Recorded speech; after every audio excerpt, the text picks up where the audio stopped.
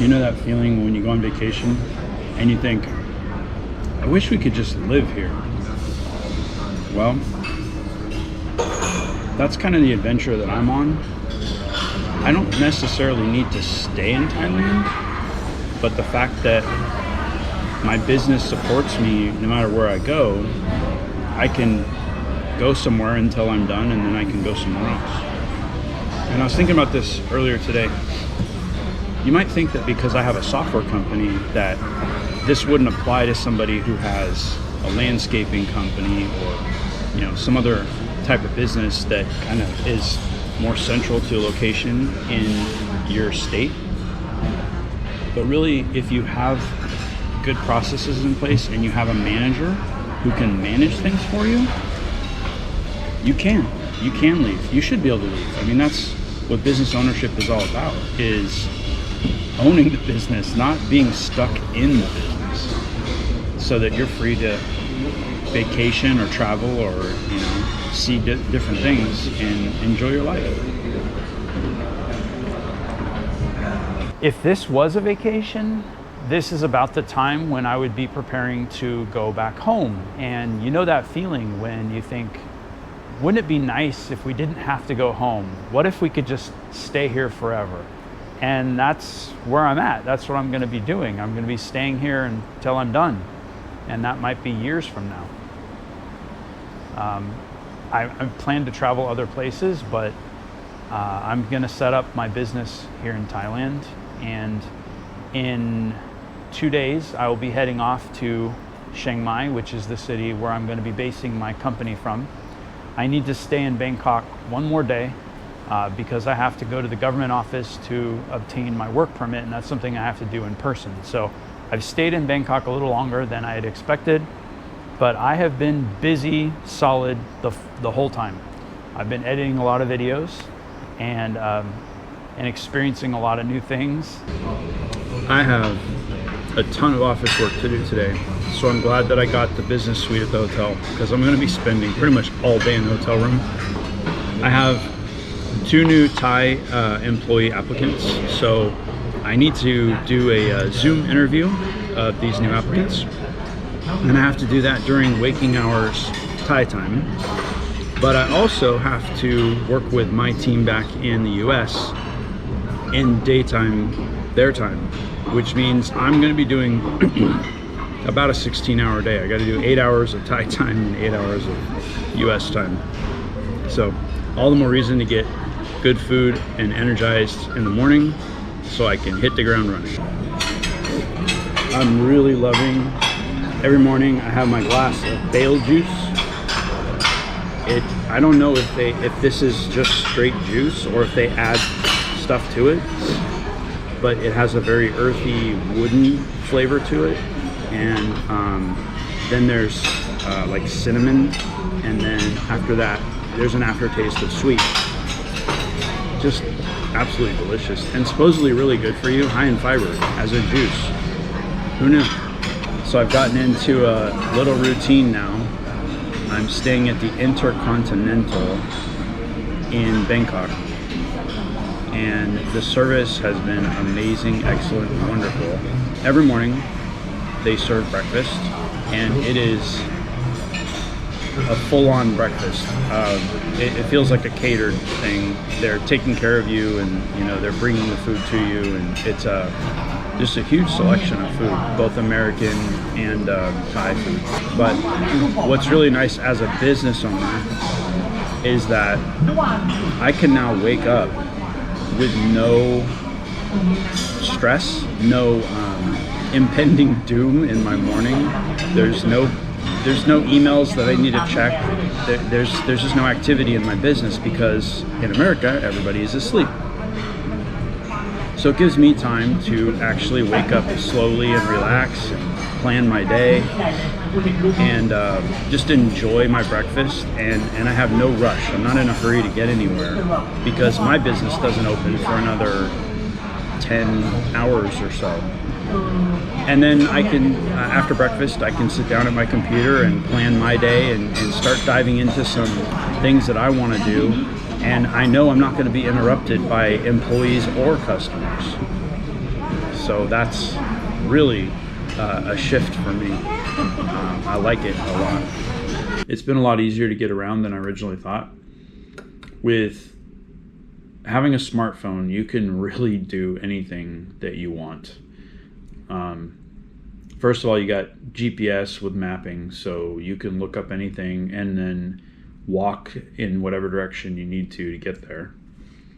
And then Google Translate has been phenomenal because it has a photo setting. You can take a picture of the menu of food and it translates it to English for you, and you can know what you're ordering.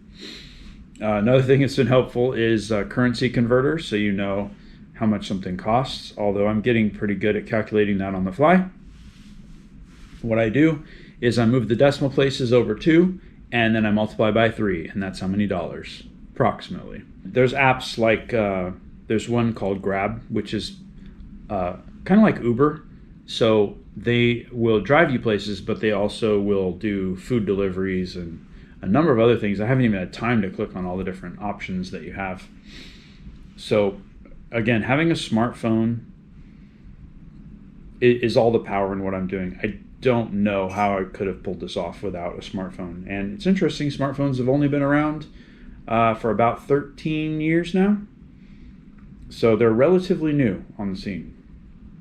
Another thing I was wondering about was what the temperature was actually like outside, what it would actually feel like. Because if you look at a weather map, it's gonna say it's hot, like 95 degrees.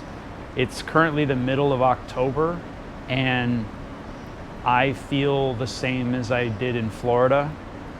It's a little bit moist, maybe not as humid feeling as Florida, although the weather map says that it's more humid. You get slightly sticky towards the end of the day. Now, bear in mind, everywhere I move to, I'm always in an air-conditioned building, so it doesn't really matter where I go. It's always 72 degrees for me. But walking around outside at night, very comfortable. Something else that has been mentioned is that the crime rate in Thailand is much lower than the United States. And I can say personally, as I walk through the streets in the middle of Bangkok, huge, busy area, lots of people walking on the sidewalks, I'm sure they have their share of pickpockets and things like that, but I haven't felt threatened. I haven't felt nervous about anything. People are just so polite here. So I feel comfortable and I'm enjoying it. I'm still trying to adjust my internal clock so I can sleep on the right schedule. I'm supposed to sleep in pretty long here, probably till 12 afternoon, and then I'll play all day until about 7 or 8 o'clock, and that's when I'll actually go to work, because that'll match up with about 9 o'clock a.m. Eastern time.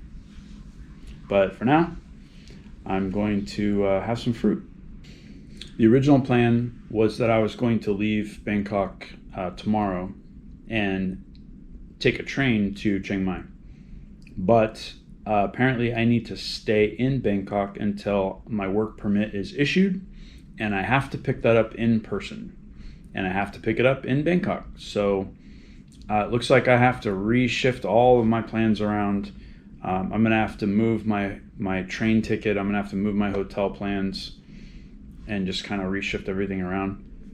It doesn't really upset me. I mean, it's just part of the process. I'm getting a lot of work done here. I'm also getting quite a nice vacation, which I haven't had a break in probably 10 years. So I'm enjoying it. As far as vacations go, this has been tops, mostly because of COVID. I mean, I had the majority of a 777 airplane to myself. I was one of only 17 customers flying on the plane. So the flight attendants were incredibly attentive. The hotels that I've been staying at are completely empty. I'm virtually the only customer. So the staff is just standing around waiting to help me. I don't have to wait in any lines anywhere I go, restaurants, everything. It's just instant access. instant service, customer service is top notch. I'm having a blast. It's been interesting, all the different hoops that need to be jumped through to get everything running. Something I wasn't prepared for was the work permit that I need to have in Thailand, which I figured was just a paper, but you have to go to a medical clinic and get a blood sample taken in order to work as a foreigner. They're looking to see if you have specific diseases before they allow you to work. And I think that's because they have a pretty good social security system here that covers employees.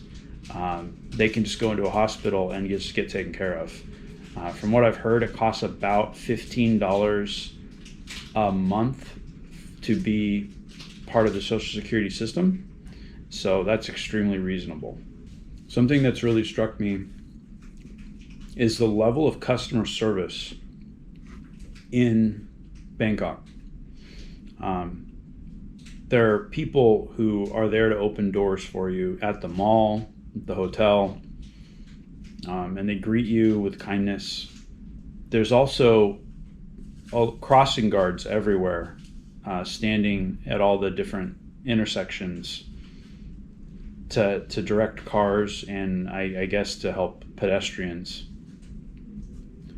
And then when you go to the store to buy something, I've noticed that somebody, as soon as you walk into the store, they start following you. It's an employee that just follows you around the store.